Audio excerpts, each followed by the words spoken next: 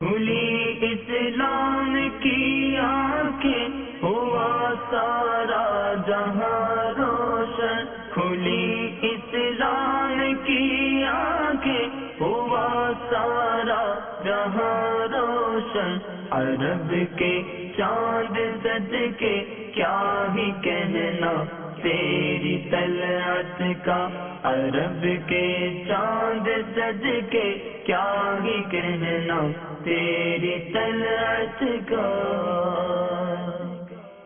الحمد للہ رب العالمین والصلاة والسلام علی سید الانبیاء والمرسلین، اما بعد فاعوذ باللہ من الشیطان الرجیم، بسم اللہ الرحمن الرحیم۔ الصلاة والسلام علیک یا رسول اللہ وعلی آلک واصحابک یا حبیب اللہ، الصلاة والسلام علیک یا نبی اللہ وعلی آلک واصحابک یا نور اللہ۔ تمام ناظرین کو سلسلہ فیضان اسلام میں مرحبا کہتا ہوں۔ انشاءاللہ عز و جل آج کے سلسلے میں ہم اپنے اس موقع کی مناسبت سے لیے گئے موضوع سے متعلق سوال جواب کا سلسلہ کریں گے، اور آج کا ہمارا موضوع ہے قربانی کی حکمتیں۔ جی ہاں، دنیا بھر میں لاکھوں مسلمان اس عید کے موقع پر، قربانی کے موقع پر جانوروں کا نذرانہ پیش کرتے ہیں، جانوروں کی قربانی پیش کرتے ہیں۔ بے شمار لوگ جو ہے قربانی کا جانور خرید چکے ہوں گے، کئی ابھی خریدنے کے مرحلے کے اندر ہوں گے، کچھ ابھی تیاریوں میں مصروف ہوں گے۔ اس سے پہلے کہ عید کا وقت آ پہنچے، ہم چاہتے ہیں کہ اس کی حکمتیں کیا ہیں، برکتیں کیا ہیں، یہ قربانی کا جو سلسلہ ہے یہ کب سے شروع ہوا، اور اس سے متعلق اور نہایت اہم مدنی پھول آپ کی بارگاہ میں پیش کریں گے۔ ہمارے ساتھ رہیے، اچھی اچھی نیتیں بھی کر لیجئے، علم دین حاصل کرنے کی نیت، جو کچھ یہاں پر سیکھیں گے اس پر عمل کرنے کی نیت، قربانی سے متعلق جو احکامات اور جو احتیاطیں جو بھی بیان کیا جائے گا انشاءاللہ عز و جل اس کے مطابق عمل کرنے کی کوشش کریں گے، اور یہی ہمارے سلسلے کا مقصد ہوا کرتا ہے۔ اللہ تعالی ہم سب کو توفیق خیر عطا فرمائے۔ سب سے پہلے آئیے ایک درود پاک کی فضیلت سنتے ہیں۔ پیارے آقا مکی مدنی مصطفیٰ صلی اللہ تعالی علیہ وآلہ وسلم نے ارشاد فرمایا، جس کا مفہوم کچھ یوں ہے کہ جو شخص روزانہ مجھ پر 1000 بار درود پڑھے گا، مرے گا نہیں جب تک کہ جنت میں اپنا مقام نہ دیکھ لے۔ کیا ہی پیاری فضیلت کی بات ہے۔ روزانہ 1000 مرتبہ درود پاک پڑھنے کی عادت بنائیے اور یہ ساری برکتیں حاصل کیجیے۔ صلو علی الحبیب صلی اللہ تعالی علی محمد صلی اللہ تعالی علیہ وآلہ وسلم۔ بڑھتے ہیں سوالات کی جانب۔ مفتی صاحب کیسے ہیں؟ خیریت سے؟ الحمدللہ، ماشاءاللہ۔ مفتی صاحب، قربانی کا موقع ہے، ایک بڑی خوشی ہوتی ہے اور بڑی رونق ہوتی ہے دنیا بھر کے اندر، جہاں کہیں بھی مسلمان آباد ہوتے ہیں۔ اس موقع پر جانوروں کی خریداری سے لے کر عید کے دن تک بڑا ایک خوبصورت ماحول ہوتا ہے، جذبہ ہوتا ہے، جوش ہوتا ہے، جانور خریدے جا رہے ہوتے ہیں۔ بڑے تو کیا، اس عید میں بطور خاص بچوں کی جو ہے وہ خوشی کا بھی سامان ہوتا ہے۔ ماشاءاللہ ہر کوئی اپنی کوشش کے مطابق جو ہے وہ کرتا ہے۔ تو سب سے پہلے میں یہ پوچھنا چاہوں گا مفتی صاحب کہ یہ جو قربانی کی عبادت ہے دین اسلام کے اندر، جسے ہم بجا لاتے ہیں، اس کا تاریخی پس منظر کیا ہے؟ یہ کب سے رائج ہے؟ بسم اللہ الرحمن الرحیم۔ دو چیزیں ہیں، ایک تو ہے جو قربانی ہم کرتے ہیں، جی، جو عید الاضحیٰ کے موقع پر کرتے ہیں، جی، تو یہ تو سرکار دو عالم صلی اللہ علیہ وآلہ وسلم کے زمانہ مبارکہ سے ہی ہے کہ آپ نے اس کا حکم دیا کہ سنت ابراہیمی کے طور پر قربانی کی جائے۔ اور ایک ہے بذات خود قربانی کی عبادت، کہ قربانی کرنا اللہ تعالیٰ کی عبادت کی ایک قسم ہے۔ صحیح۔ یہ جو قربانی ہے یہ ہمیشہ سے چلتی آ رہی ہے، یعنی یہ حضرت آدم علیہ السلام کے زمانے سے چلتی آ رہی ہے۔ قرآن پاک کے اندر اللہ تبارک و تعالی نے ارشاد فرمایا، وَلِكُلِّ أُمَّةٍ جَعَلْنَا مَنْسَكًا، اور ہم نے ہر امت کے لیے قربانی رکھی، یعنی قربانی کی عبادت جو ہے یہ ہر امت کے اندر ہی ہے۔ صحیح۔ تو اب ہر امت میں قربانی کی عبادت ہے، تو آدم علیہ السلام سے لے کر آج تک قربانی کا یہ سلسلہ چلتا آ رہا ہے۔ صحیح۔ اب اس کی ڈیٹیل میں جائے کہ مختلف جو ہمیں قوموں کے احوال کے اندر، ان کی سیرتوں کے اندر، یا قرآن پاک کے اندر ہمیں جو تاریخ ملتی ہے، اس سے بھی یہ پتہ چلتا ہے کہ بطور خاص قربانی ہمیشہ سے ہی چلتی آئی ہے۔ صحیح۔ جیسے قرآن پاک کے اندر حضرت آدم علیہ السلام کے 2 بیٹوں کا تذکرہ ہے۔ جی۔ ان دو بیٹوں کا تذکرہ جو قرآن پاک میں فرمایا گیا اس کے الفاظ مبارکہ یہ ہیں کہ وَاتْلُ عَلَيْهِمْ نَبَأَ بَنَيْ آدَمَ بِالْحَقِّ، ارشاد فرمایا گیا کہ آپ لوگوں کے سامنے آدم علیہ السلام کے دو بیٹوں کا واقعہ بیان کریں۔ اب وہ دو بیٹوں کا واقعہ کیا ہے؟ فرمایا کہ اذ قربا قربانا، جب ان دونوں نے قربانیاں پیش کی، فتقبل من احدہما ولم يتقبل من الاخر، ایک کی قربانی کو اللہ تعالیٰ نے قبول کر لیا اور دوسرے کی قربانی قبول نہیں کی گئی۔ صحیح۔ تو اب آدم علیہ السلام کے دو بیٹوں کا واقعہ، حابیل اور قابیل کا، دونوں میں ایک معاملے کے اندر جھگڑا ہوا۔ اب ان میں حق پر کون ہے، کسے وہ حق ملنا چاہیے، اس کے لیے فرمایا گیا کہ قربانیاں پیش کریں۔ دونوں نے جانوروں کو ذبح کیا اور جانور ذبح کر کے انہوں نے پہاڑ کے اوپر رکھ دیا۔ ایک کی قربانی کو قبول کر لیا گیا کہ آسمان سے آگ آئی اور قربانی کو کھا گئی، اور دوسری کی قربانی کو ویسے ہی چھوڑ دیا گیا۔ تو اب یہ واقعہ جو قرآن پاک کے اندر موجود ہے، یہ واقعہ بتاتا ہے کہ قربانی کرنا یہ حضرت آدم علیہ الصلوۃ والسلام کے زمانے سے چلتا آ رہا ہے۔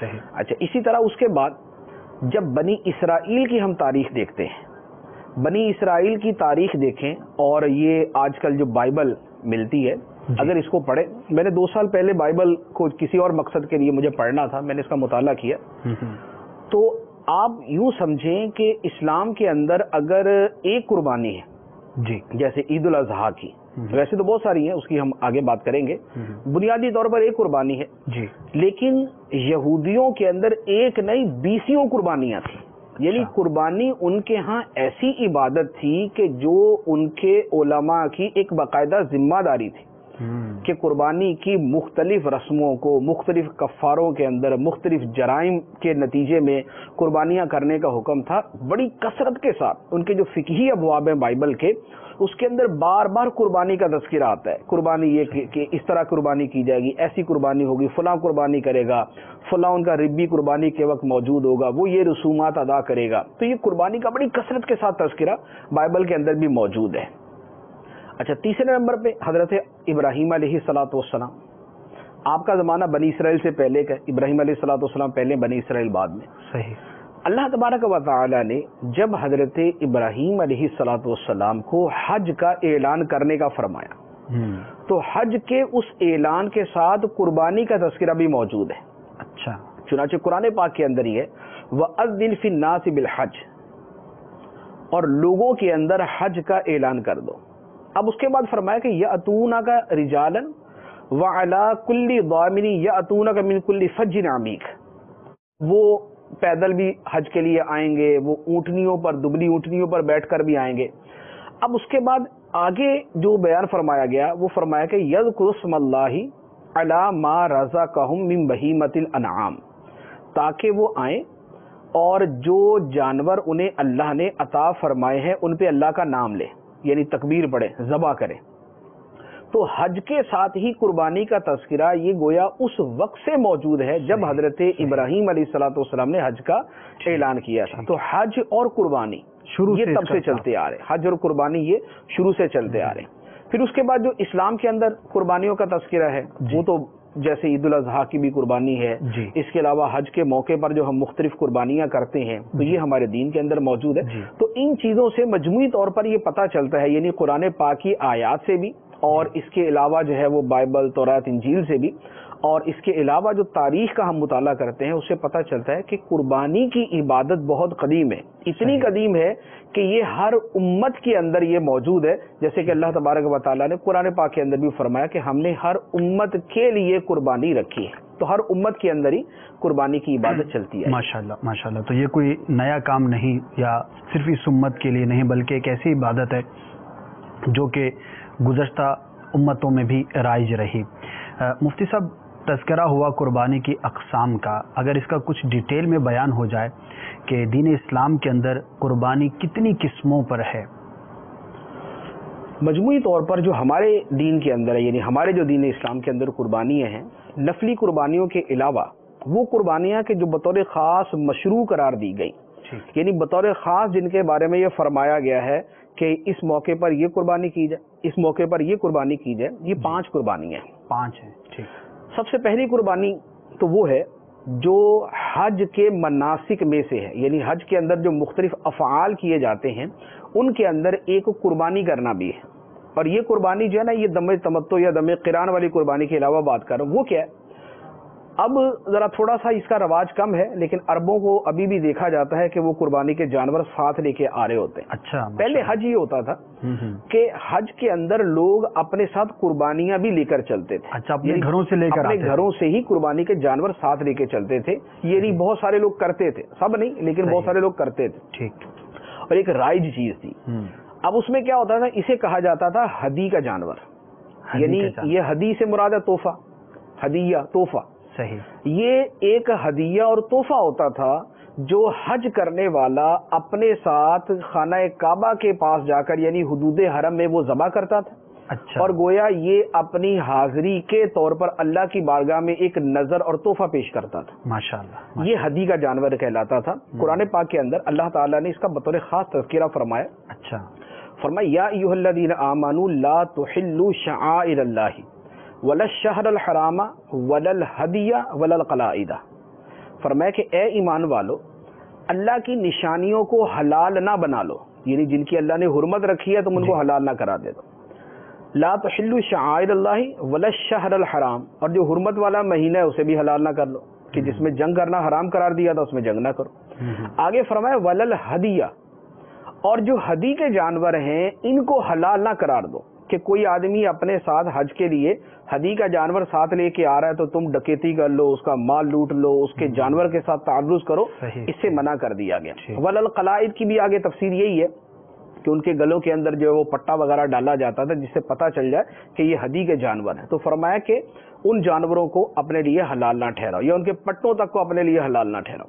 تو یہ پہلی قسم ہے جس کو مناسک حج میں سے آپ کہہ سکتے ہیں. ٹھیک ہے کہ یہ مناسک حج میں ایک قربانی بھی ہے. صحیح. دوسری قربانی وہ ہے جو ہمارے ہاں، جیسے یہ ہمارے ہاں جو لوگ جاتے ہیں جو بیرون آفاق یعنی آفاق سے کے باہر سے جاتے ہیں، پاکستان سے جیسے جی، یہ جا کے حج تمتع کرتے ہیں، حج قران کرتے ہیں، یعنی عمرہ بھی کرتے ہیں اور حج بھی کرتے ہیں.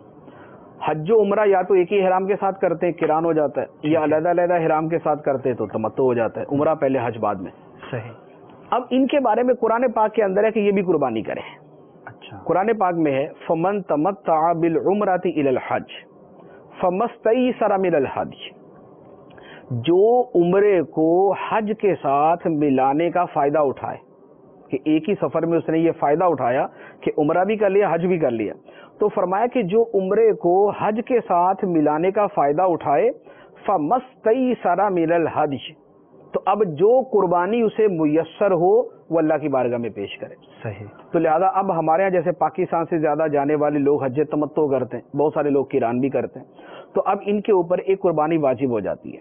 حج تمتع کی قربانی اگر تمتع کرے، حج قران کی قربانی اگر وہ قران کرے. یہ دوسری قربانی ہے. ٹھیک ہے.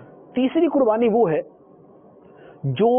جس کو جو دم کے نام سے موسوم کی جاتی ہے، یعنی اس کو دم کہا جاتا ہے، دم احصار یا دم جنایت. دم احصار کیا ہوتا ہے؟ احصار یہ ہے کہ ایک آدمی یہاں سے احرام باندھ کے حج یا عمرے کے لیے چلا، آگے حالات خراب ہو گئے یا اس کو دشمن نے روک دیا، یا وہ ایسا شدید بیمار ہو گیا کہ اب وہ حج یا عمرہ کر ہی نہیں سکتا. اب اس نے احرام پہنا ہوا، وہ کیا کرے؟ احرام بھی اتار چکا، اور احرام تو اترتا حج یا عمرہ کرنے کے بعد. تو اب یہ کیا کرے؟ اسے کہتے ہیں محصر، یعنی جو بیماری کی وجہ سے یا دشمن کی وجہ سے یا بادشاہ کی وجہ سے جس کو روک دیا جائے. اب اس کے لیے یہ حکم ہے کہ یہ قربانی کا جانور بھیجے آگے. ٹھیک ہے. اس کی قربانی جائے گی حدود حرم میں. حدود حرم میں جب اسے ذبح کیا جائے گا، اب یہ شخص اپنا سر منڈوا کر اپنا احرام اتار دے گا. صحیح. یہ جو ایک پورا طریقہ ہے جو سرکار اسلام نے بھی کیا. جب آپ صلح حدیبیہ کے موقع پر گئے، کافروں نے عمرہ نہیں کرنے دیا اور آپ واپس آ گئے، تو اس وقت آپ نے یہی کیا تھا کہ جو ہدی کے جانور تھے وہ وہاں بھجوائے، وہ ذبح ہوئے، آپ نے پھر اس کے بعد حلق کروایا اور اس کے بعد احرام اتار کے پھر واپس تشریف لے آئے. اس کا بھی قرآن پاک کے اندر تذکرہ ہے. اللہ تعالیٰ ارشاد فرماتا ہے وَأَتِمُّ الْحَجَّ وَالْعُمْرَةَ لِلَّهِ، اللہ کے لیے حج اور عمرے کو پورا کرو.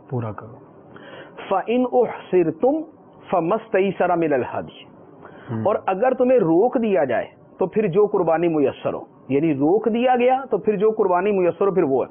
اب فرمایا کہ وَلَا تَحْلِقُوا رُؤُوسَكُمْ حتی یبلغ الہدی محلہ، اور تم اپنے سر نہ مڑواؤ جب تک کہ قربانی اپنی جگہ نہیں پہنچ جاتی، یعنی ذبح نہ ہو جائے، جب ذبح نہیں ہو جاتی، یعنی حدود حرم میں پہنچ کے اسے ذبح کر دیا جائے، صحیح. پھر تم حلق کرواؤ گے اور اپنی قربانی سے، اپنے احرام سے فارغ ہو جاؤ گے. ٹھیک ہے. یہ تیسری قربانی ہے جسے دم احصار کہا جاتا ہے. اسی کا ایک دوسری قسم دم جنایت بھی ہے. دم جنایت وہ ہے کہ جو آدمی کوئی جرم کر لیتا ہے تو اس کے اوپر پھر ایک قربانی لازم ہو جاتی. جیسے جو شخص جس نے احرام باندھا ہوا ہے، اب احرام کے دوران اس نے بہت ساری خوشبو مل لی، تو خوشبو لگانا اس کو جائز نہیں تھا، اس نے بہت ساری خوشبو لگا لی، اب اس کے اوپر دم لازم ہے، یعنی اس پر بھی قربانی لازم ہے. اور بھی اس کی صورتیں بہت ساری ہیں جسے دم جنایت کہا جاتا ہے، اس کا بھی قرآن پاک کے اندر تذکرہ ہے. فمن کان منکم مریضا او بہ اذی من رأسہ ففدیۃ من صیام او صدقۃ او نسک. نسک سے مراد قربانی ہوتا ہے. یہ تیسری قربانی. چوتھی قربانی وہ ہے جو ہم یہ کرتے ہیں عید الاضحیٰ کے موقع پر، جی، جو حضرت ابراہیم علیہ الصلوۃ والسلام کی قربانی کی یاد میں قربانی کی جاتی ہے. ماشاءاللہ. یہ وہ چوتھی قربانی ہے. یہ وہ ہے جس کا قرآن پاک کے اندر اللہ تعالیٰ نے فرمایا کہ فصلی لربک وانحر، تو اپنے رب کے لیے نماز پڑھ اور قربانی کا. تو یہ جو قربانی ہے یہ سنت ابراہیمی والی قربانی ہے، اور یہ وہ قربانی ہے جس کا پھر وہ قرآن پاک کے اندر پورا واقعہ بیان کیا گیا کہ ابراہیم علیہ الصلوۃ والسلام نے کس طرح اللہ تعالیٰ کی بارگاہ کے اندر اسماعیل علیہ السلام کو ذبح کے لیے پیش کر دیا، پھر جنت سے مینڈا لایا گیا اور وہ ذبح ہو گیا. پھر یہ چوتھی قربانی یہ.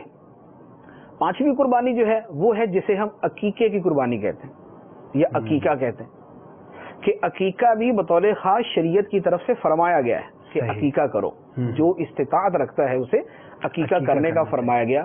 تو یہ پانچویں قربانی. تو گویا یوں 5 قربانیاں بن جاتی ہیں.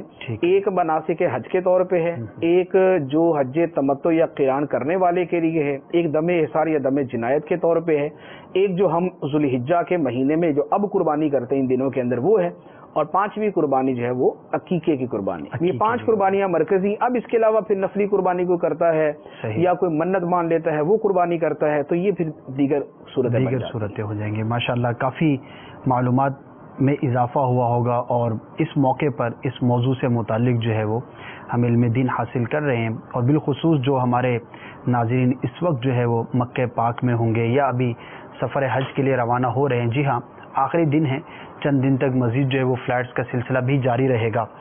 جنایات کا تذکرہ ہوا، حج کے دوران ہو جانے والی غلطیوں کا تذکرہ ہوا. تو یہاں پر میں موقع کی مناسبت سے اپنے ناظرین کو رفیق الحرمین جو کہ امیر اہل سنت دامت برکاتہم العالیہ کی ایک مایہ ناز تصنیف ہے، حج کے موضوع پر ہے، اسی طرح عمرے کے موضوع پر ایک الگ کتاب ہے، جو جانے والے ہیں اپنے ساتھ لے کر جائیں، جو وہاں پر پہنچ چکے میسر آ جائے تو حاصل کرنے. اگر انٹرنیٹ کی سہولت ہے تو وہاں سے آپ اس کو ڈاؤن لوڈ بھی کر سکتے ہیں. آپ اپنے ساتھ رکھیے اس کتاب کو، انشاءاللہ عز و جل آپ کے لیے بڑا ہی آسان ہوگا پورا سفر حج، پورا سفر مدینہ، کس طرح سے کس وقت کیا کرنا ہے. اسی طرح اس کے اندر پورا ایک چیپٹر ہے کہ کن کن غلطیوں پر کیا کیا اس کے جو ہے وہ کفارے لازم آتے ہیں. اس کو بھی مطالعے میں رکھیے، اور اگر پاسبل ہو آپ سے ہو سکے تو امیر اہل سنت کی اس موضوع پر VCDs ہیں، مدنی مذاکرے ہیں، وہ حاصل کریں، انہیں بار بار پڑھیں، بار بار سنیں، تاکہ کہیں پر بھی ہمیں حج کے دوران اگر غلطی کا سامنا ہو تو ہم پہلے تو اس سے بچ سکیں، اور اگر اس کے اندر مبتلا ہو جائیں تو اب اس کا کفارہ کیا ہے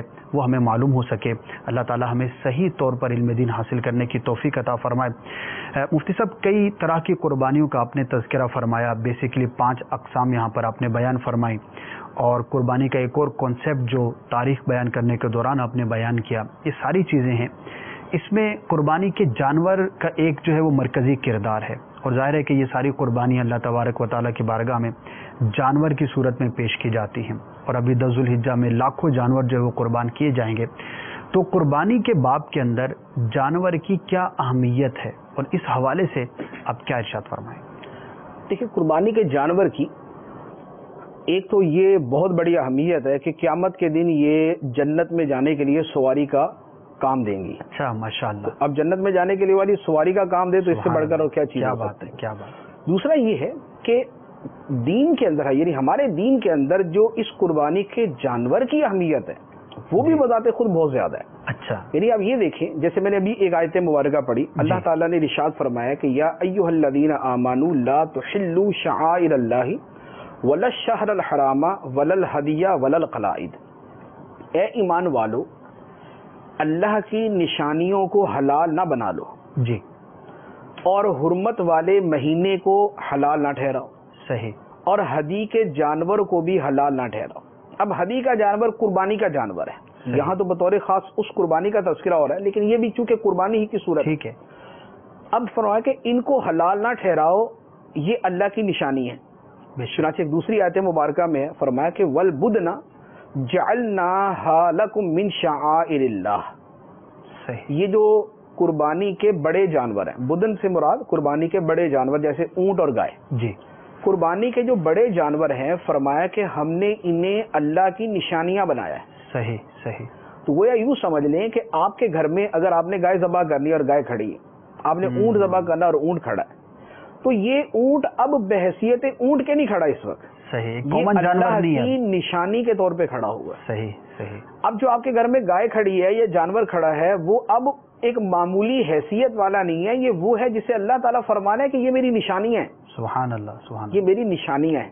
صحیح، اور اب ان نشانیوں کے ساتھ بندے کو کیا فائدہ ہے؟ تو اللہ تعالیٰ فرماتا ہے کہ من یعظم شعائر اللہ فإنہا من تقوی القلوب، سبحان اللہ، جس کا ترجمے کی جگہ میں خلاصہ عرض کرتا ہوں کہ خلاصہ جس آیت مبارکہ کا یہ بنتا ہے کہ جو اللہ کی نشانیوں کی قدر کرتا ہے، جی، جو اللہ کی نشانیوں کی تعظیم کرتا ہے، اللہ تعالیٰ اسے دلوں کا تقوی عطا فرما دیتا ہے۔ سبحان اللہ، تو گویا یہ جانور ہمارے لیے تقوی کے حصول کا ذریعہ ہے۔ کیا بات، ان کو اللہ تعالیٰ نے ایسا مقام دے دیا کہ یہ اللہ کی نشانیوں کے اندر شمار ہو گئے۔ مفتی صاحب اس کی اگر تھوڑی سی وضاحت فرما دیں کہ اللہ کی نشانی سے کیا مراد ہے، یعنی یہ جانور اللہ کی نشانی ہے، ٹھیک ہے، ہم اس کو کس طور پر اللہ کی نشانی سمجھے اور اس سے کیا مراد ہوتی ہے؟ نشانی کیا ہوتی ہے؟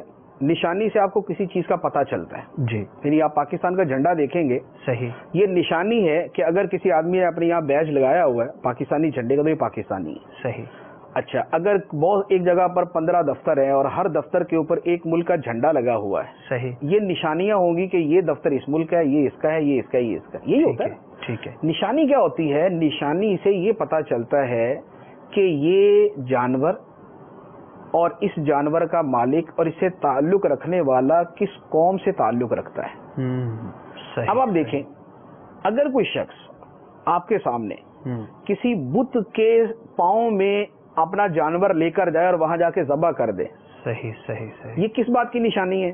صحیح، کہ یہ بت پرست ہے، ٹھیک ہے، یہ بت پرست ہے۔ اور اگر آپ کسی علاقے میں جائیں جس علاقے کا آپ کو نہیں پتا کہ یہ مسلمانوں کا علاقہ ہے ٹھیک ہے، یا غیر مسلموں کا، ٹھیک ہے، لیکن آپ کو دن کا پتا ہے کہ آج 10 ذوالحجہ ہے، صحیح، آپ روڈوں پہ نکلے، آپ کو جگہ جگہ قربانی کے جانور نظر آ رہے ہیں، آپ کو خون نظر آ رہا ہے، آپ کو یہ ساری جو علامات اور نشانیاں نظر آئیں گی تو آپ کیا سمجھیں گے؟ یہ مسلمانوں کا شہر، مسلمانوں کا علاقہ، ٹھیک، اور یہ جو آدمی اس وقت جانور ذبح کر رہا ہے یہ مسلمان ہے۔ آپ پوچھیں گے یار یہ کس کا جانور ہے؟ بولیں گے جی فلاں آدمی کا، آپ کہیں گے یار یہ بھی مسلمان ہے۔ صحیح، یہ نشانیاں اللہ تعالیٰ کی نشانیاں اس اعتبار سے ہیں کہ یہ جانور اب مخصوص ہو گئے اور منسوب ہو گئے اللہ تعالیٰ کی طرف، صحیح، اور جو ان کے کرنے والے ہیں یہ ان کے لیے نشانی بن گیا کہ یہ اللہ والے لوگ ہیں، یہ اللہ کو ماننے والے ہیں، یہ اللہ کی خاطر اپنے جانور قربان کرنے والے، یہ اللہ کی خاطر اپنے جانوروں کا خون بہانے والے۔ تو اللہ کی نشانیاں ہونا یہ اس اعتبار سے ہوتا ہے۔ ماشاءاللہ، پھر اللہ تعالیٰ اسے اس شے کو ایک شرف، مرتبہ، بزرگی اور عظمت دینے کے طور پر بھی اسے اپنی طرف منسوب کرتا ہے کہ یہ اللہ کی نشانیاں ہیں، گویا یہ اللہ تعالیٰ کے جانور ہیں، اللہ کے ہر شے اللہ تعالیٰ کی ہے، للہ ما فی السماوات و ما فی الارض، جو کچھ زمین و آسمان میں سب اللہ کا ہے، لیکن ان کو اللہ تعالیٰ بطور خاص اپنی طرف منسوب کر کے ان کی عزت کے اندر اضافہ فرما دیتا ہے، ان کے اعزاز کے اندر اضافہ فرما دیتا ہے۔ تو یہ ہے قربانی کے جانور کی اہمیت کہ اب وہ جانور ایک معمولی جانور نہیں رہتا بلکہ اللہ تعالیٰ کی بارگاہ میں خدا کی نشانیوں کے اندر وہ شامل ہو جاتا ہے، اور اس کی تعظیم کرنا، تعظیم سے مراد اس کا خیال کرنا اور اسے اسی طور پر ہی اس کے ساتھ رویہ اختیار کرنا کہ یہ اللہ کی بارگاہ میں ہم نے پیش کرنا ہے، یہ جو چیزیں ہیں، اور اسے کوئی تکلیف نہ پہنچانا، اسے کوئی تعرض نہ کرنا، یہ دلوں کے تقوی کا باعث بن جاتا ہے۔ سبحان اللہ، سبحان اللہ، تو یہ قربانی کے جانور کیا بات ہے، کیا بات ہے، واقعی ان چیزوں کی بڑی اہمیت ہے، اور جب ایک چیز اللہ تبارک و تعالیٰ کی طرف بطور خاص منسوب ہو گئی، جیسے کہ مفتی صاحب نے فرمایا کہ اب اس کا خیال رکھنا، اس کی تعظیم کرنا، اس کو تکلیف نہ پہنچنے دینا، اس کے چارے کا ہر اعتبار سے خیال رکھنا اور اس پہ تعارض نہ کرنا، یہ بڑا ہی اہم ہو جاتا ہے. ہمیں غور کرنا ہے. بالخصوص ہمارے ایک طبقہ ہے اور ایک اچھا بھی ہے، ٹھیک ہے، اہتمام ہونا چاہیے. جانور آپ لے کر آتے ہیں، جتنا دن پہلے لے کر آئیں، اچھا ایک ماحول بنتا ہے، بچے بھی خوش ہوتے ہیں، گھروں میں ایک کلچر کی جو ہے ڈیولپمنٹ ہوتی ہے، ایک نظر آتا ہے کہ ماشاءاللہ مسلمانوں کا علاقہ ہے اور بڑے جوش و خروش کے ساتھ قربانی کی جا رہی ہے. لیکن اس کے ساتھ ساتھ ہمیں جو ابھی ہمیں بات پتہ چلی ہے اس کے بارے میں غور بھی کرنا ہے کہ کہیں اس چکر کے اندر ہم جانور کے ساتھ کوئی زیادتی کا سلوک تو نہیں کر رہے. بالخصوص باب المدینہ کی بات کروں یا بڑے شہروں کے اندر جانوروں کو لے کر جو ہے وہ گھوم رہے ہوتے ہیں، آگے پیچھے کھینچ رہے ہوتے ہیں، تو اس کے ساتھ کوئی اس طرح کا سلوک نہ ہو کہ جس سے اس کو بلا وجہ جو ہے وہ اذیت پہنچے. خوشی حاصل ہوتی ہے، خدمت کرتے ہیں، ماشاءاللہ یہ سب چیزیں بہت اچھی ہیں. اور صرف یہی نہیں بلکہ جس دن قربانی بالخصوص ہم نے کرنی ہے اس دن ذبح کے وقت ہم نے احتیاطیں کرنی ہیں. یہ سارے معاملات جو ہے وہ جانور کے ساتھ کرنے ہیں. تو چونکہ اللہ تبارک و تعالیٰ کی نشانی ہو گئی، اب یہ عام گائے یا عام جو ہے وہ یہ جانور نہ رہا، عام اونٹ نہیں ہے، عام بکرا نہیں ہے، عام بیل نہیں ہے، تو اب ان سب چیزوں کا ہمیں خیال رکھنا ہے. تو بہار شریعت کے اندر جہاں پر قربانی کے مسائل بیان ہیں اس کا بھی مطالعہ کیجیے.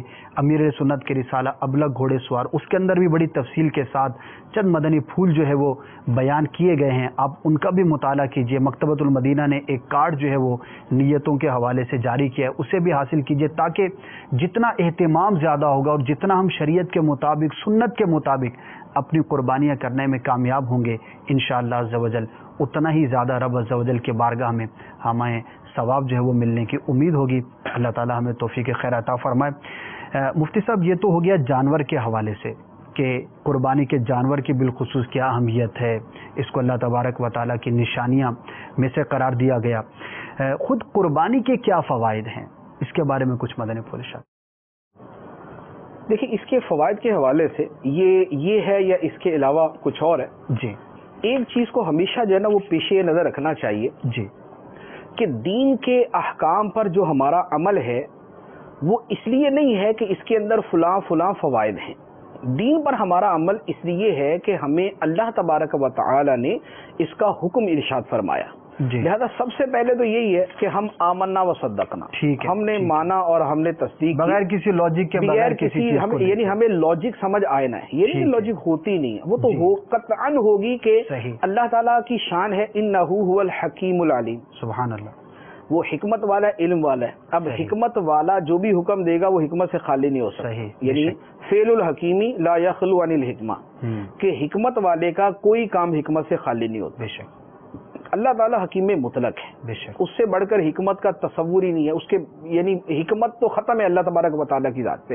حکیم اصلی حکیم مطلق اللہ تبارک و تعالیٰ کی ذات ہے. لہذا جب اس نے حکم دیا تو اس میں حکمت ہے. اب ہمیں نہیں سمجھ آ رہی تو یہ ہماری عقل کا قصور ہو سکتا ہے، علم کی کمی ہے. لہذا جو اللہ تعالیٰ کا حکم ہے ہم نے اس کے اوپر عمل کرنا ہے. اب اس کے ساتھ دوسری بات، قربانی کی بطور خاص ایک افادیت کے اعتبار سے کہ اللہ تبارک و تعالی نے اس کے بارے میں بطور خاص ارشاد فرمایا کہ تمہارے لیے اس میں بھلا ہے، جی تمہارے لیے اس کے اندر بھلائی ہے. چنانچہ آیت مبارکہ جو میں نے پہلے پڑھی تھی اس میں فرمایا والبدن جعلناها لکم من شعائر اللہ.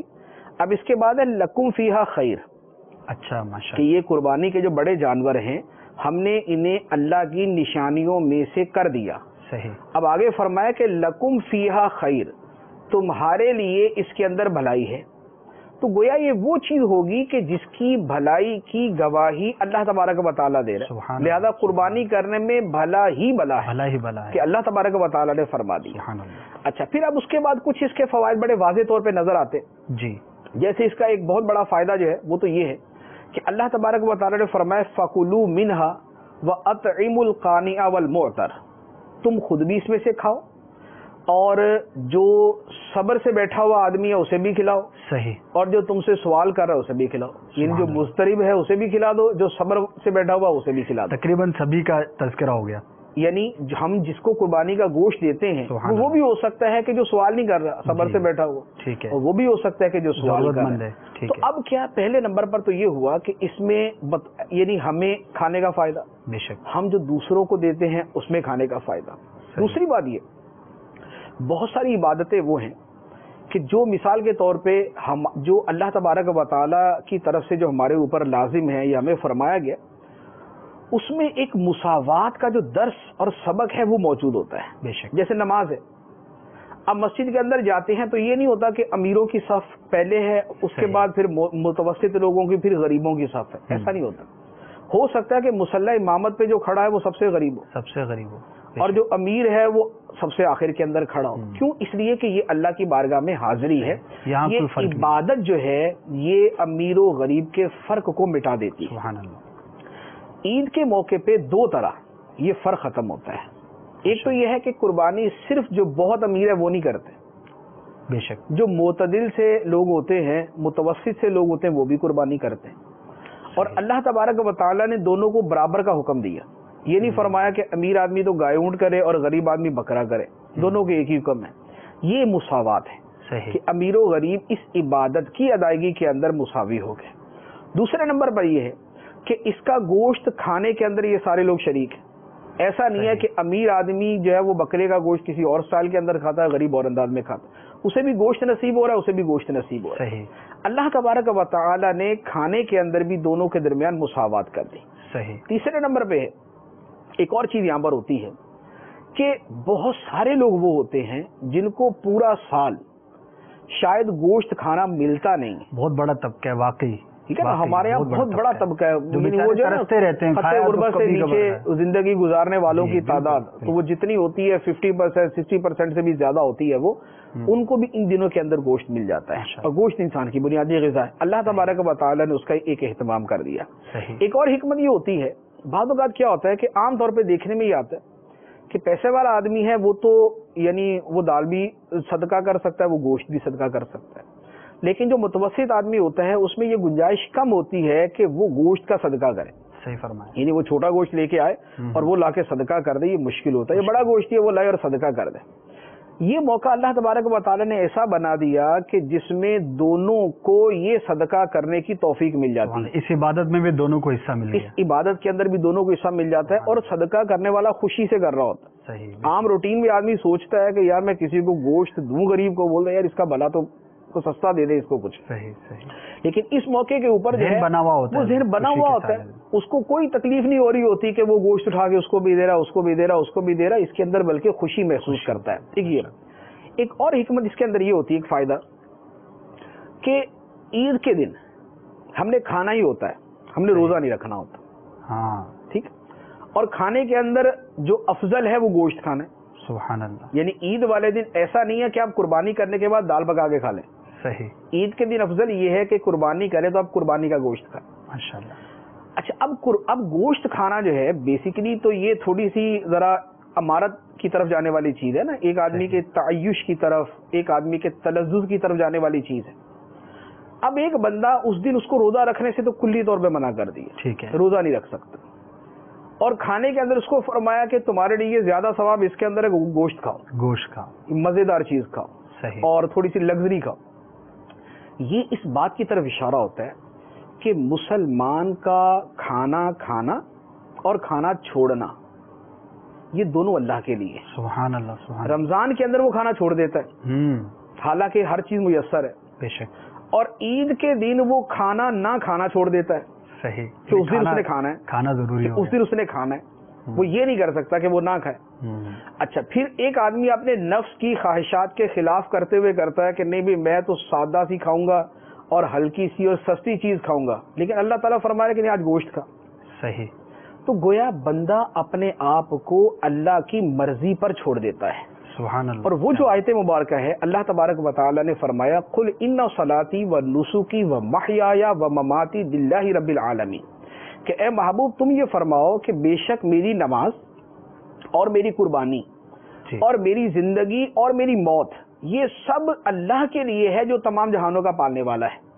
تو گویا اس موقع پر آدمی اپنی اس کا دل کر رہا ہے کہ میں تھوڑی سی آج ذرا زہد والا کام کروں، لیکن اللہ تعالیٰ نے فرمایا کہ زہد وہ ہے جو اللہ کا حکم ہے. سبحان اللہ. بندے کا دل کر رہا ہے کہ یار میں اپنے نفس کی خواہش کا خلاف کروں، لیکن اللہ تعالیٰ فرماتا ہے کہ آج کا دن میری طرف سے دعوت کا دن ہے. سبحان. عید الاضحیٰ کا دن اللہ کی طرف سے دعوت کا دن ہے. یہ اللہ کی ضیافت ہے. اللہ کی طرف سے جو ضیافت ہے اب اس سے کوئی بندہ منہ نہیں موڑ سکتا. سبحان اللہ. تو گویا جب اللہ نے فرمایا کھاؤ اس دن کھانا ہی کھانا، اور جب اللہ تعالیٰ نے فرمایا کہ اب تم جو ہے وہ سستے اور بالکل جو ہے نا بے لذت کی جگہ ذرا یہ مزیدار والا کھاؤ، بندہ وہی کھائے گا. سبحان اللہ. اور جب اللہ تعالیٰ نے فرمایا چھوڑ دو تو بندہ چھوڑ دے گا. سبحان اللہ. تو گویا یہ اس بات کا عملی اظہار ہوتا ہے کہ مسلمان کی زندگی، اس کا کھانا پینا، اس کی لذات کا جو ہے نا وہ حاصل کرنا اور لذات کا چھوڑنا، یہ تمام کا تمام وہ اللہ کی خوشنودی کے تابع کر دیتا ہے. جہاں اللہ تعالیٰ جو حکم دے گا بندہ اسی کے مطابق کرے. سبحان اللہ. کتنا خوبصورت تصور ہے مفتی صاحب. اور واقعی اگر کوئی خوش دلی کے ساتھ یہ کام کرتا ہے اور جو باتیں ہم سن رہے ہیں سیکھ رہے ہیں کہ کھانا کھانا ہے تو رب عز و جل کا حکم ہے کہ بھئی اپنی جان کی حفاظت کرو، ہم کھانا کھائیں اس کی رضا کے لیے. اسی طرح کھانا چھوڑنا ہے تو بھی رب عز و جل کی رضا کے لیے. گویا کہ مسلمان کا ہر پہلو اور اس کا جو بھی عمل ہے اگر اس کے اندر وہ نیت کی طرف ذہن رکھتا ہے تو ایک خوبصورتی ہے اس کے اندر، ایک لطف ہے، ایک سکون ہے، ایک چین ہے کہ میں جو بھی کر رہا ہوں اپنے رب عز و جل کو راضی کرنے کی کوشش کر رہا ہوں. تو انشاءاللہ عز و جل اس میں بڑا ہی لطف آئے گا، بڑا ہی سرور ہے. مفتی صاحب بطور خاص اس دن یعنی عید کے دن جو قربانی ہے اس کی کچھ خاص حکمتیں ان حکمتوں کے علاوہ بھی ہیں؟ دیکھیے قربانی جو اس دن کی جاتی ہے اس کا جو بنیادی کانسیپٹ ہے وہ تو حضرت ابراہیم علیہ الصلوۃ والسلام کا واقعہ ہے. ٹھیک ہے. اب اس کی جو حکمتیں ہیں اس کو اگر دو تین طرح سے ہم بیان کریں، پہلے نمبر پر تو یہ ہے کہ حضرت ابراہیم علیہ الصلوۃ والسلام نے جی اللہ تعالیٰ کی اطاعت کے اندر ایک ایسا کام کیا جو روئے زمین پر دنیا میں کبھی کسی نے نہیں کیا تھا. سبحان اللہ. اللہ تعالیٰ کی اطاعت کے لیے انہوں نے اپنے بیٹے کے گلے پر چھری رکھ کر اللہ چلانے کی کوشش کر دی. کیا بات ہے.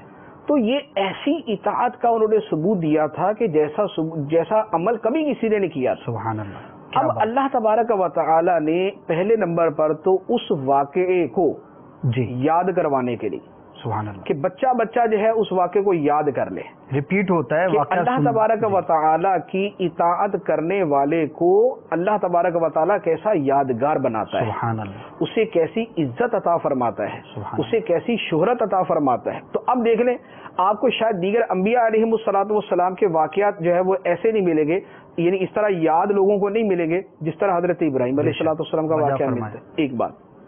دوسری بات یہ کہ اللہ تبارک و تعالی اپنے اطاعت گزار بندوں کا کیسا اعزاز فرماتا ہے، یہ اس اعزاز کی طرف اشارہ ہے. سبحان اللہ. یہاں دو بندوں کا اعزاز ہے، حضرت ابراہیم علیہ السلام کا اعزاز کہ انہوں نے اطاعت میں وہ ذبح کرنے پہ آ گئے، بے شک. اور اسماعیل علیہ الصلوۃ والسلام کا اعزاز کہ وہ اطاعت الہی میں ذبح ہونے پر آ گئے. سبحان اللہ. کہ قربانی میں دونوں شریک ہیں. جی. اور ایک پہلو کے اعتبار سے تو زیادہ ہمت حضرت اسماعیل علیہ الصلوۃ والسلام کر رہے ہیں کہ جو لیٹ ہی گئے وہ تو گئے، یعنی دنیا سے جانے کے لیے تیار ہو گئے نا، چھری تو ان کے گردن کے اوپر پھیرنی تھی. صحیح. تو وہ لیٹ گئے. اور کس بنیاد پہ؟ خواب کی بنیاد پہ. ایک خواب کی بنیاد پہ. لیکن چونکہ خواب نبی کا ہے لہذا وہی ہے تو قطعی طور پہ حق ہے. اب ابراہیم علیہ الصلوۃ والسلام جو ہے اس خواب کے اوپر اپنے بیٹے سے جو مکالمہ کرتے ہیں اور جو بیٹا جواب دیتا ہے، یہ اتنا خوبصورت واقعہ ہے، یہ اللہ کی اطاعت کا ایسا جذبہ ہے، یہ صبر کا ایسا امتحان ہے، یہ راہ خدا میں اپنا تن من دھن قربان کرنے کی ایسی عملی صورت ہے کہ جسے تا صبح قیامت جو ہے وہ لوگوں کے لیے یادگار ہونا چاہیے. چنانچہ ابراہیم علیہ الصلوۃ والسلام بیٹے کو فرما رہے کہ یا بنیا انی ارا فی المنام انی اذبحک، کہ میں تمہیں ذبح کر رہا ہوں، میں نے یہ خواب دیکھا ہے. جی. تو بیٹا آگے سے عرض کرتا ہے کہ یا ابت افعل ما تؤمر، آپ کو جو حکم دیا گیا آپ کر لیں، چون چورا نہیں ہے، کوئی سوال نہیں. تجدونی انشاءاللہ من الصابرین، آپ مجھے صبر کرنے والا ہی پائیں گے. سبحان اللہ. اب وہ آگے سے یہ نہیں کہہ رہے کہ آپ نے خواب دیکھا ہے اس کی حقیقی معنی پر عمل کرنا ہے یا اس کی تعویل کرنی ہے، کوئی تردد نہیں کیا، کوئی سوال نہیں کیا. اب یا بتفعل ما تؤمر ستجدونی انشاءاللہ من الصابرین، آپ مجھے صبر کرنے والا پائیں گے. اب ابراہیم علیہ الصلوۃ والسلام اپنے اس بیٹے کو جسے بڑی مرادوں کے بعد دعاؤں کے بعد بڑھاپے کے اندر حاصل کیا، اور اس بیٹے کو اللہ تبارک و تعالیٰ کی بارگاہ میں ذبح کرنے کے لیے تیار. فلما اسلما، جب دونوں نے اطاعت کری سر جھکا دیا، وَتَلَّهُ لِلْجَبِينِ، اور ابراہیم نے اسماعیل کو پیشانی کے بل لٹا دیا. صحیح. اب ذبح کرنے پہ آ گئے. اب جب ذبح کرنے کے لیے اپنے آنکھوں پہ پٹی بھی باندھ لی، بیٹے کو لٹا بھی دیا، چھری چلانے کی باری بھی آ گئی، اب اللہ تبارک و تعالیٰ کی طرف سے جبرائیل علیہ الصلوۃ والسلام آتے ہیں، وَنَادَيْنَاهُ أَن يَا إِبْرَاهِيمُ قَدْ صَدَّقْتَ الرُّؤْيَا إِنَّا كَذَلِكَ نَجْزِي الْمُحْسِنِينَ، پھر ہم نے ندا کی کہ اے ابراہیم تو نے اپنا خواب سچا کر دکھایا، اِنَّا كَذَلِكَ نَجْزِي الْمُحْسِنِينَ، ہم اسی طرح صلہ دیتے ہیں احسان کرنے والوں کو، نیکی کرنے والے کو، وَفَدَيْنَاهُ بِذِبْحٍ عَظِيمٍ، اور ہم نے اس کے فدیے کے اندر ایک عظیم ذبیحہ پیش کر دیا، ایک عظیم قربانی پیش کر دی۔ اب فرمائے وَتَرَكْنَا عَلَيْهِ فِي الْآخِرِينَ، اور ابراہیم علیہ السلام کے بارے میں ہم نے پچھلوں کے اندر یہ بات رکھ دی، یعنی جو آنے والی امتیں ہیں، جو آنے والے زمانے ہیں، ان کے اندر ہم نے ابراہیم علیہ السلام کے بارے میں یہ بات رکھ دی، سلام علی ابراہیم، کیا بات، جو آئے گا وہ یہی کہے گا کہ ابراہیم پہ اللہ کا سلام، ابراہیم پر سلامتی ہو، ابراہیم پر سلام علی ابراہیم، ابراہیم پر سلامتی ہو۔ تو اللہ تعالیٰ فرماتے ہیں کہ میرے ایمان والے، اطاعت والے صالحین بندوں میں سے۔ سبحان اللہ۔ تو اب یہ جو اطاعت اللہ تعالیٰ کی کرتا ہے، اللہ تعالیٰ اسے اعزاز دیتا ہے، اللہ تعالیٰ اسے مرتبہ دیتا ہے، یہ اس مرتبے اور اعزاز کی یاد ہے کہ مسلمان عید الاضحیٰ کے موقع پر یہ قربانیاں اللہ تعالیٰ کی بارگاہ میں پیش کرتے ہیں۔ تو یہ اس کی عظیم حکمتوں میں سے۔ پھر ایک اور چیز ہے، دین اسلام کی بہت ساری وہ چیزیں ہیں جن کے پیچھے یادگار کا تصور جو ہے وہ بہت زیادہ پایا جاتا ہے، دن منانے کا تصور، یعنی دن منانے کا تصور، اللہ کے نیک بندوں کو یاد کرنے کا تصور، یہ بہت زیادہ پایا جاتا ہے۔ اب آپ دیکھیں جیسے آج کل ادھر قربانی کے ایام ہیں جی، اور دوسری طرف یہ حج کے ایام ہیں۔ بے شک حج کے آپ تمام افعال کو دیکھ لیں جی، کہ حج کے اندر جو قربانی کی جاتی ہے وہ قربانی، جو صفا مروہ کی سعی کی جاتی ہے، جو خانہ کعبہ کا طواف کیا جاتا ہے، جو اس طواف کے اندر تھوڑا سا اکڑ کے چلا جاتا ہے، جو حجر اسود کو بوسہ دیا جاتا ہے، جو مینا اور عرفات میں حاضری دی جاتی ہے، یہ تمام چیزیں اللہ کے پیاروں کی یاد ہے۔ سبحان اللہ، کیا بات۔ تو اللہ تعالیٰ جیسے اپنے نافرمان بندوں کو سزا دیتا ہے اور انہیں عبرت کا نمونہ بنا دیتا ہے، جیسے فرعون، ابو جہل، ابو لہب، شداد، حامان، قارون، نمرود، جیسے ان کو عبرت کا نمونہ بنا دیا، اسی طرح جو اللہ تعالیٰ کے فرما بردار اور اس کے پیارے اور اطاعت گزار بندے ہیں، اللہ تبارک و تعالیٰ انہیں بھی خوبصورت مثال بنا دیتا ہے۔ سبحان اللہ۔ اب لوگوں کے سامنے حضرت نوح علیہ الصلوۃ والسلام کی زندگی بھر کی تبلیغ بھی ہے، صحیح، حضرت ابراہیم علیہ الصلوۃ والسلام کا قربانی کرنا بھی ہے، موسیٰ علیہ الصلوۃ والسلام کا اپنی قوم کے اندر وقت گزارنا بھی ہے، عیسیٰ علیہ الصلوۃ والسلام کا تکلیفیں برداشت کرنا بھی ہے، معجزات دکھانا بھی ہے، اور جو اللہ کی نیک بندیاں ہیں ان کے تذکرے بھی قرآن پاک کے اندر موجود ہیں۔ تو یہ قربانی جو ہے یہ اللہ تعالیٰ کی اسی سنت کی ادائیگی ہے جو اللہ تعالیٰ اپنے نیک بندوں کی یاد کو ہمیشہ کے لیے باقی رکھتا ہے۔ سبحان اللہ۔ اور اچھا، اب اس کے ساتھ ایک اور حکمت ہے جو اس کے پیچھے بہت بڑی ایک لاجک ہے، سبحان اللہ، قربانی کے پیچھے، وہ کیا ہے؟ دین اسلام جو ہے یہ دین توحید ہے۔ بے شک، جب دین اسلام تشریف لایا، یعنی سرکار صلی اللہ علیہ وآلہ وسلم یہ دین لے کر آئے، اس وقت جو بت پرست تھے، مشرکین تھے، ان کا جو ایک پورا ہمارے سامنے ان کی ہسٹری ہمارے سامنے آتی ہے، اس میں کیا ہے کہ انہوں نے ہر عبادت میں اللہ تعالیٰ کے ساتھ بتوں کو شریک کر دیا۔ صحیح، بجا فرما۔ جیسے سجدہ کرنا، وہ سجدہ اللہ تعالیٰ کو بھی کرتے تھے، بتوں کو بھی کرتے تھے، اس لیے خانہ کعبہ کے ارد گرد جو ہے وہ 360 بت انہوں نے نصب کر دیے، یہ ان کا سجدہ تھا۔ دوسری طرف آ جائیں، دعا کرنا، دعا اللہ تعالیٰ سے کی جاتی ہے، انہوں نے وہی حبل سے، لات سے، منات سے جو بتوں کے نام ہیں ان سے دعائیں بھی کرنا شروع کر دیں، تو اس دعا کی عبادت کے اندر شرک کر دیا۔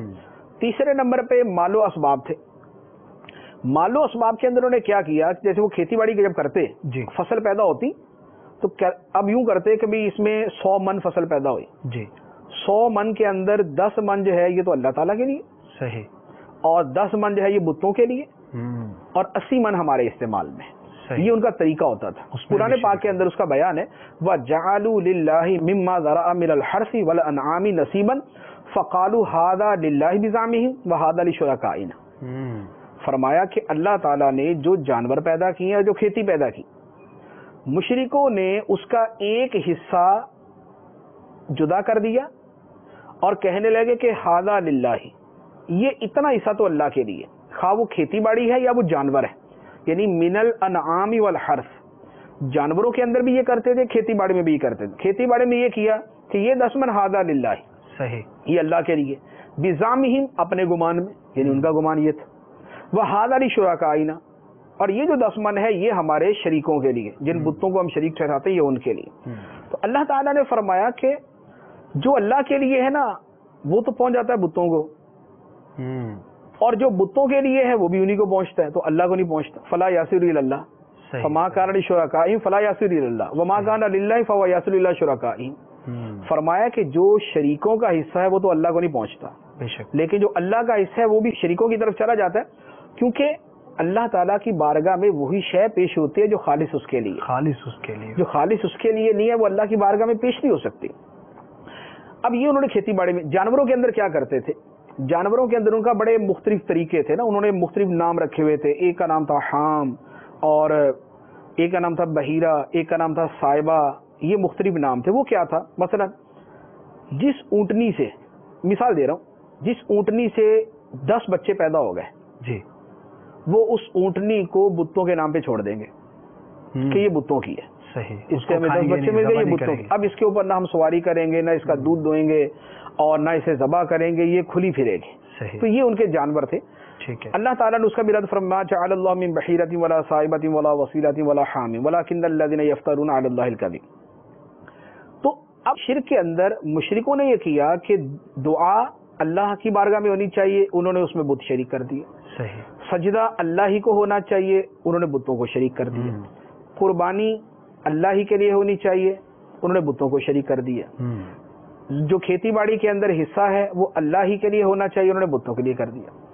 اب دین اسلام ہے دین توحید، بے شک، دین توحید کا تقاضا یہ ہے کہ اس میں خالص توحید ہو اور شرک کا نام و نشان تک اس کے اندر نہیں ہونا چاہیے۔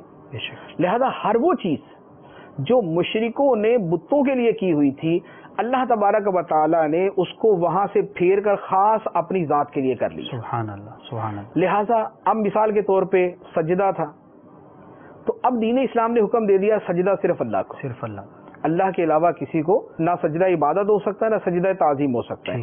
مشرک تو سجدہ عبادت کیا کرتے تھے، لیکن ہمارے دین کے اندر سجدہ تعظیم کو بھی ساتھ منع کر دیا۔ اب سجدہ عبادت کے خدا سمجھ کے سجدہ کرنا یہ قطعی شرک، بے شک، اور تعظیم کے طور پہ سجدہ کرنا یہ بھی حرام قطعی۔ صحیح، دوسرے نمبر پہ دعا ہے، اللہ تبارک و تعالی نے دعا کو بھی اپنی ذات کے ساتھ خاص کر دی۔ اب فرماتے ادعوا ربکم تضرعا وخفیا، اپنے رب سے دعا کرو، صحیح، عاجزی کے ساتھ گڑ گڑاتے ہوئے اپنے رب سے دعا کرو۔ اب کسی دوسرے کو خدا سمجھ کے دعا نہیں مانگی جا سکتی، صحیح، زیادہ سے زیادہ وسیلہ پیش کیا جا سکتا ہے، صحیح، جو اللہ تعالیٰ نے جس کی ہمیں خود اجازت دی، یا اللہ کے نبی علیہ الصلوۃ والسلام نے جس کی اجازت دی کہ ہم وسیلہ پیش کر سکتے ہیں کہ اے اللہ ان کے صدقے، یا ان سے مانگنا بھی اس طور پر ہو کہ وہ وسیلہ ہی سمجھا جائے، خدا نہ سمجھا جائے۔ ٹھیک ہے، تو اب دعا بھی اللہ تعالیٰ کے ساتھ خاص ہوگی۔ اب آ جائیں کھیتی باڑی کے اندر، تو اللہ تبارک و تعالیٰ نے فرما دیا کہ وَآتُوا حَقَّهُ یوم حصادِہ، صحیح، جس دن کھیتی کٹے اس دن اس کا حق ادا کرو۔ صحیح، کھیتی کے اندر عشر رکھ دیا، 10واں حصہ کھیتی کا جو ہے وہ اللہ کی عبادت کی نیت سے غریبوں کو دیا جائے گا، صحیح، یا نصف عشر 20واں حصہ وہ اللہ کی عبادت کی نیت سے جو ہے نا وہ غریبوں کو دے دیا جائے گا۔ کھیتی میں شریک کرتے تھے تو اللہ تعالیٰ نے کھیتی کا عشر جو ہے وہ خاص کر دیا اپنی ذات کے لیے کہ اللہ کے نام پہ اللہ کی عبادت کے لیے یہ دیا جائے۔ اب آ جائے قربانی کی طرف۔ قربانی جو تھی یہ بطور خاص ایک اہمیت رکھنے والی شے تھی کہ جب باقاعدہ بتوں کے سامنے جا کے جانور ذبح کیا جائے گا تو یہ ایک شرک کی ایسی نمایاں علامت تھی کہ جو یعنی اسلام کے دین توحید ہونے کے سری منافی تھے۔ صحیح، اب اللہ تبارک و تعالی نے اس قربانی کا حکم دے دیا کہ یہ قربانی اللہ کے نام پر کی جائے اور بار بار کی جائے، ماشاءاللہ، ہر سال کی جائے، ہر سال کی جائے، ہر سال اتنی قربانی کی جائے، یہ اتنی قربانی کی جائے کہ پتہ چل جائے کہ کھیتی اللہ کی ہے، جانور اللہ کے ہیں، کھیتی کا صدقہ اللہ کے لیے ہے، جانور کی قربانی اللہ کے لیے ہے، جانور کی جان کا مالک اللہ تعالیٰ ہے، اس جانور کا ذبح اللہ کے نام پہ ہوگا، اگر اس کے ذبح پہ اللہ کا نام جان بوجھ کے چھوڑ دیا تو یہ جانور حرام ہو جائے گا۔ اللہ اللہ، لہٰذا یہ جو دین توحید کی ایک عظیم علامت تھی یہ اس کو برقرار رکھنے کے لیے اور اس کی یاد جو ہے وہ لوگوں کے دلوں میں راسخ کرنے کے لیے ہمیشہ کے لیے اس قربانی کو سنت قرار دے دیا گیا. لہذا اب کیا ہے، اب ہر مسلمان جانتا ہے، مسلمان کا بچہ جانتا ہے کہ قربانی اللہ کے نام پر کی جاتی ہے ماشاءاللہ، اور ہر سال یہ کر کے اسے پتا ہے کہ اس عبادت کے اندر اس کے علاوہ بھی کسی عبادت میں بھی نہیں، لیکن یہ عبادت کہ جو مشرکوں نے جو ہے وہ موو کر دی تھی دوسری طرف، وہ عبادت بھی اب اللہ تعالیٰ کے ساتھ ہے، اس کے اندر کسی طرح جو ہے وہ شرک نہیں کیا جائے گا. تو گویا یہ قربانیاں جو ہیں یہ شرک کی بے کنی، اس لیے اس پہ پڑھا جاتا ہے بسم اللہ اللہ اکبر، صحیح، اللہ کے نام کے ساتھ، اللہ سب سے بڑا ہے. سبحان اللہ. اور یہی وہ چیز ہے جو میں نے پہلے آیت مبارکہ پڑھی، قل ان صلاتی و نسکی و محیای و مماتی للہ رب العالمین، کہ میری نماز اور میری قربانی، یعنی جیسے میری نماز صرف اللہ کے لیے ہے اسی طرح میری قربانی صرف اللہ کے لیے.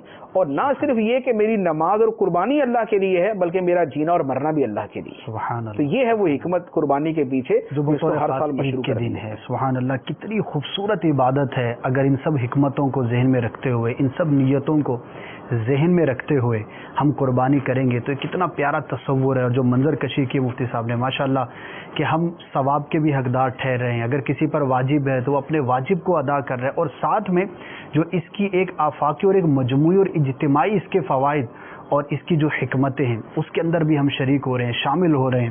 اللہ تبارک و تعالی خوش دلی کے ساتھ ہمیں قربانیاں کرنے کی توفیق عطا فرمائے. مفتی صاحب 3-4 سوالات ہیں، وقت بھی مختصر ہے لیکن ہیں بڑے اہم، اگر تینوں چاروں کو شامل کرنے کی میں کوشش کروں گا. ایک تو بڑا اہم سوال اس موقع پر یہ اٹھتا ہے، اور کچھ لوگ اس طرح کے بھی ہوتے ہیں اور ہمارے زمانے میں بھی پائے جاتے ہیں کہ وہ ہر چیز کو اپنے ذہن کے مطابق جو وہ ڈھالنے کی یا اس میں بات کرنے کی کوشش کرتے ہیں. اب جیسے کہ قربانی کا موقع آیا، اب آپ نے حکمتوں میں گوشت کا بھی بیان فرمایا کہ سب لوگ گوشت کھا لیتے ہیں. تو ایک طبقہ ہے، لوگ ہیں، وہ یہ کہتے ہیں کہ یار اتنے مسلمان قربانیاں کر رہے ہیں، لاکھوں جانور جو وہ ذبح کیے جا رہے ہیں، اور گوشت جو ہے وہ لوگوں کے پاس جمع بھی ہو جاتا ہے بعض لوگوں کے پاس، اور اتنا کثرت کے ساتھ گوشت کھایا جاتا ہے. تو اگر سارے ہی قربانی کریں گے تو اس سے بہتر نہیں ہے کہ ہم اپنی رقم جو کسی غریب کی مدد کر دیں؟ اب ہو سکتا ہے اس غریب کو گوشت زیادہ کسی اور چیز کی حاجت ہو، اب اس کے گھر کے اندر جو وہ پہننے کو کپڑے نہیں ہیں، اس کے کوئی مقروض ہے یا کوئی اور بیماری ہے، تو اب گوشت دینے سے زیادہ فائدہ تو اس میں ہے کہ اس کو رقم دے دی جائے. تو یہ ایک گفتگو جو ہے وہ کی جاتی ہے، تو اس سینس کے بارے میں آپ کیا ارشاد فرمائیں گے؟ دیکھیں، اس طرح کے سوال جو ہے نا وہ بعض اوقات تو تھوڑے بہت لاجیکل ہوتے ہیں جی، لیکن ایسے سوالات اگر ہم کرنا شروع کریں گے تو کل کوئی آدمی یہ بھی کہہ سکتا ہے کہ یار 5 نمازوں کے لیے 5 ٹائم جانا پڑتا ہے، اچھا بھلا کاروبار ڈسٹرب ہو جاتا ہے. ایسا کیوں نہیں کر لیا جاتا کہ اکٹھا ایک ہی ٹائم کے اندر مل کے جو بھی تسبیح کرنی ہے، جو بھی جو ہے جتنی بھی رکعتیں پڑھنی ہے اکٹھی پڑھ لی جائے، تاکہ آدمی کو پراپر ٹائم تو ملے نا کاروبار کرنے کے لیے. تو اس طرح کے اگر سوالات کے ذریعے عبادات کے اندر دخل اندازی کی جائے گی تو یہ پھر پورے دین کا حلیہ بدل جائے گا. عبادات کے اندر اپنی مرضی سے ہم تغیر و تبدل نہیں کر سکتے، ایک بات. دوسری بات یہ ہے کہ قربانی کا حکم میں نے تو نہیں دیا، نہ آپ نے دیا، قربانی کا حکم دیا اللہ تعالیٰ نے. صحیح. اللہ تعالیٰ عالم الغیب والشہادہ، وہ روز اول سے لے کر روز آخر تک اور اس کے علاوہ لامتناہی علم رکھتا ہے. اس کو دنیا کے سارے غریبوں کا پتہ تھا ہے. صحیح. اس کو پتا ہے کہ کون کتنا مصیبت میں کتنا پریشان ہے. ان تمام چیزوں کو جانتے ہوئے اس نے ہمیں قربانی کا حکم دے دیا. اب یہ جو مشورہ دینے والے ہیں کہ قربانی کی جگہ غریبوں کو پیسے دے دیے جائے، مشورہ دے کس کو رہے؟ ہم نے تو حکم نہیں دیا، وہ حکم تو اللہ تعالیٰ نے دیا ہے. اللہ تعالیٰ عالم الغیب والشہادہ ہے، ہر چیز کو جاننے والا. سارے غریبوں کو جتنے سیلاب آنے تھے، سیلابوں میں جتنا ڈوبنا تھا، جتنے زلزلے آنے تھے، زلزلوں میں جتنوں نے تباہ ہونا، سب کو اللہ تعالیٰ جانتا ہے. تو یہ مشورہ ہمیں دینے کا نہیں ہے، کسی اور جگہ رابطہ کرے. صحیح. تیسری بات یہ ہے کہ قربانی جو ہے اگر لوگوں کی مدد کرنی ہے تو لوگوں کو لازمی بات ہے کھانے کی بھی ضرورت تو لوگوں کو ہے. صحیح. کھانے کے اندر آپ گوشت بھی دے سکتے ہیں. ٹھیک ہے. تو اب یہ ہو سکتا ہے کہ ایک آدمی مثلا میں ہوں، میں قربانی میں اپنے گھر پہ نہ کروں. ٹھیک ہے. اگر لوگ کوئی پریشان ہے اور کسی مصیبت میں مبتلا، جیسے یہی ہے سیلاب زدگان ہے، میں اپنی قربانی اس علاقے میں کروا دوں. قربانی بھی ہو جائے گی، جو عبادت ادا کرنی تھی مخصوص عبادت، وہ عبادت کی بھی ادائیگی ہو جائے گی، وہاں کے لوگوں کو فائدہ بھی ہو جائے گا. تو لہذا قربانی بھی ہو گئی، لوگوں کا بھلا بھی ہو گیا. اب ان کی مرضی آگے وہ گوشت بیچ دیں، یعنی جن کو دے دیا وہ مالک ہو گئے، وہ گوشت بیچیں، وہ کھال بیچیں، وہ خود استعمال کریں، وہ ان کی مرضی. صحیح. تیسرے نمبر پہ یہ بھی ہو سکتا ہے کہ دیکھیں جو واجب قربانی ہے وہ ہم کریں، ٹھیک ہے. اور جو ہم زیادہ قربانیاں کرتے ہیں، جیسے ہم ہمارے اوپر واجب ایک ہے لیکن لوگ بعض اوقات 5-5 6-6 بکرے صاحب حیثیت لوگ ہیں، صاحب حیثیت 10-10 قربانیاں کرتے ہیں. اب وہ 10 کی جگہ ایک ہی کر لیں. وہ جو 9 نفلی قربانیاں ہیں ان کے پیسے غریبوں کو دے دیں. لہذا جو واجب ہے، جو عبادت ہے، وہ بھی ادا ہو جائے، لوگوں کا بھلا بھی ہو جائے. صحیح. اور ایک اور بات جو بڑی امپورٹنٹ ہے وہ یہ ہے کہ یہ جو ساری غریبوں کی مدد کرنی ہے، یہ ساری شفقت صرف قربانی کے اوپر کیوں؟ صحیح. بھئی آپ فلمیں بند کر دیں اور جتنا پیسہ فلموں پہ لگتا ہے وہ دے دیں غریبوں کو. صحیح. آپ ڈرامے بند کر دیں، جتنا پیسہ ڈراموں پہ لگتا ہے وہ ان کو دے دیں. آپ جتنا جو اس طرح کے گناہ کے کام کیے جاتے ہیں، جو یہ کیا نام ہے، گناہ نہیں ہے، مصطفیٰ سیاحت ہے، یہ اور جو چیزیں ہیں، یعنی ان پر پہلے نظر ڈالیں. اور ان کا جو اربوں خربوں روپیہ بنے گا، یعنی یہ فلمیں بننے پہ، ڈرامے بننے پر کتنے پیسے لگتے ہیں، یہ گانا گانے پہ کتنے پیسے لگتے ہیں، یہ کنسرٹ کرنے پہ کتنے پیسے لگتے ہیں، یہ جو پیسہ ہے یہ خدا سے توبہ کرتے ہوئے کہ یہ نہ اس طرح کے سیلاب کے اندر ڈوب جائے، یہ پیسہ سارا جمع کیا جائے، یہ ان کو دے دیا جائے. اگر اس کے بعد بھی ان کا مسئلہ حل نہ ہو تو پھر ہم سے رابطہ کر لیں، پھر ہم اپنا کام شروع کر دیں گے. تو لہذا عبادت کے اوپر پہلی نظر نہ ڈال دی جائے کہ اس کو ختم کر دیا جائے. جو سب سے پہلے گناہ کے کام ہے ان کو ختم کیا جائے، ڈبل فائدہ ہوگا. گناہ کا خاتمہ بھی ہوگا، لوگوں کا بھلا بھی ہو جائے گا. دوسرے نمبر پہ جو محض جائز کام ہے، جو لگژریز ہیں، جو سپر لگژریز ہیں، جو یہ پیسے جو ہیں یہ وہاں خرچ. تیسرے نمبر پہ پھر عبادت میں جس حد تک رخصت کی صورت ہے جو میں نے ابھی عرض کی ہے، ان رخصتوں پر عمل کرتے ہوئے پھر غریبوں کی مدد کی جائے. ماشاءاللہ ماشاءاللہ. زاویہ نظر کا فرق ہے مفتی صاحب. آپ نے بھی ایک زاویہ بیان کیا. جو لوگ سوچتے ہیں اس طرح کے بہت بڑی تعداد نہیں ہوگی. بحیثیت مسلمان ہمارے پاس دوسرا آپشن نہیں ہے، یعنی ہم یہ نہیں کر سکتے کہ اللہ نے ہمارے اوپر جو عبادت لازم کی ہے ہم اپنی مرضی سے اس عبادت کو سائڈ میں کر دیں اور دوسری طرف. سبحان اللہ، کتنی پیاری بات ہے. اور یہی سمجھنے کی بات ہے کہ ہمیں سب سے پہلے شریعت مطہرہ کو دیکھنا ہے. اللہ تبارک و تعالیٰ نے جہاں پر جس طرح کی اجازتیں ہمیں عطا فرمائی ہیں اسی دائرۂ کار کے اندر رہنا ہے، اور اسی کا نام اطاعت ہے. ہر چیز کو عقل پر نہیں تولا جاتا. وقت ہمارے سلسلے کا جو ہے وہ اختتام کو پہنچا، لیکن آخر میں جاتے جاتے ایک عرض ضرور کرتا چلا جاؤں گا کہ ماشاءاللہ یہ مدنی چینل کے ذریعے آپ نے اتنے پیارے مدنی پھول سنے، اتنے علم دین حاصل کرنے کا آپ کو موقع ملا اور ملتا رہتا ہے. 12 گھنٹے الحمدللہ آپ سنتے رہتے ہیں، سیکھتے رہتے ہیں. دعوت اسلامی جو آپ کی ایک سنتوں کی عالمگیر غیر سیاسی تحریک ہے، اس اہم دن پر، اس اہم موقع پر آپ اس کو نہ بھولیے گا. آپ قربانی کہیں پر بھی کریں، اپنے جانور کی کھال دعوت اسلامی کو پیش کیجیے گا. الحمدللہ دعوت اسلامی کھلی کتاب ہے. دنیا بھر میں سنتوں کی خدمت کر ایک موقع ہوتا ہے. ظاہر ہے کہ کھال کو اپنے گھر میں استعمال کرتا نہیں ہے اور دینی ہوتی ہے کسی کو، تو دعوت اسلامی کو دیجیے. الحمدللہ اسلام بھائی اس کے لیے کوشش بھی کرتے ہیں دنیا بھر میں، بلکہ آپ کے پاس کوئی پہنچے یا نہ پہنچے، خود معلومات کر کے، خود ہمت کر کے، کوشش کر کے مکاتب تک، بستوں تک، مراکز تک پہنچائیے. انشاءاللہ عز و جل آپ کا دیا رائے گا نہیں جائے گا. اور اس سنتوں بری تحریک کی خدمت کرنا اللہ نے چاہا تو کل برج قیامت آپ کے لیے بہت مفید ثابت ہوگا. دنیا میں بھی انشاءاللہ اس کی برکتیں ملیں گی. اللہ تبارک و تعالیٰ جو کچھ سنا اس پر عمل کرنے کی توفیق عطا فرمائے. الحمدللہ مدنی مذاکروں کا بھی سلسلہ ہے 10 دن تک، اسی موقع کی مناسبت سے عشاء کے بعد اس میں بھی شرکت کیجیے. انشاءاللہ علم دین حاصل کریں گے، عمل کا جذبہ ملے گا، اور صحیح طور پر جس طرح سے ایک مسلمان کو اپنی زندگی گزارنی چاہیے اس طرح گزارنے میں ہم کامیاب ہو سکیں گے. اللہ کرم ایسا کرے تجھ پہ جہاں میں، اے دعوت اسلامی تیری دھوم مچی ہو. آمین. انشاءاللہ اگلے سلسلے میں ایک نئے موضوع کے ساتھ دوبارہ حاضر ہوں گے. تب تک کے لیے آپ سے اجازت چاہتے ہیں. صلو علی الحبیب صلی اللہ تعالی علی محمد صلی اللہ تعالی علیہ وآلہ وسلم. کھلی اسلام کی آنکھیں ہوا سارا جہاں روشن، کھلی اسلام کی آنکھیں ہوا سارا جہاں روشن. عرب کے چاند سج کے کیا ہی کہنا تیری طلعت کا، عرب کے چاند سج کے کیا ہی کہنا تیری طلعت کا.